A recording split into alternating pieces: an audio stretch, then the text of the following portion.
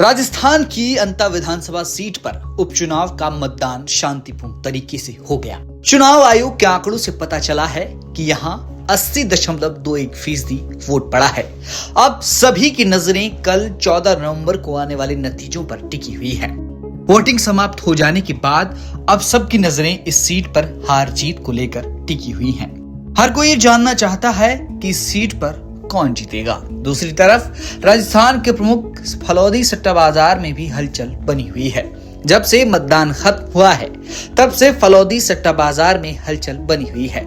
शुरुआत में बीजेपी उम्मीदवार मोरपाल सुमन को फायदा नजर आ रहा था, लेकिन बूथ दर बूथ विश्लेषण के बाद बाजार का रुझान पूरी तरह उलट गया है। अब कांग्रेस के दिग्गज नेता प्रमोद जैन भाया बाजार में आगे चल रहे हैं। सट्टा बाजार के ताजा आंकड़े चौंकाने वाले हैं। प्रमोद भाया के पक्ष में भाव 70 से 80 पैसे तक आ गया है। बुधवार को ये भाव 85 से 90 पैसे चल रहा था। वहीं मोरपाल सुमन के भाव 1 रुपए तक खिसक गए हैं। बाजार के जानकार बताते हैं कि कम भाव वाला उम्मीदवार जीत की दौड़ में सबसे मजबूत माना जाता है।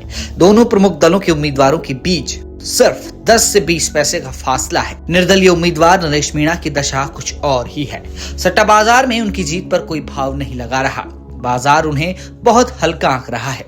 हालांकि सट्टा बाजार के अनुमान सिर्फ अंदाजे हैं। वास्तविक तस्वीर तो 14 नवंबर को ही साफ होगी। फिलहाल बाजार के संकेत कांग्रेस की ओर इशारा कर रहे हैं।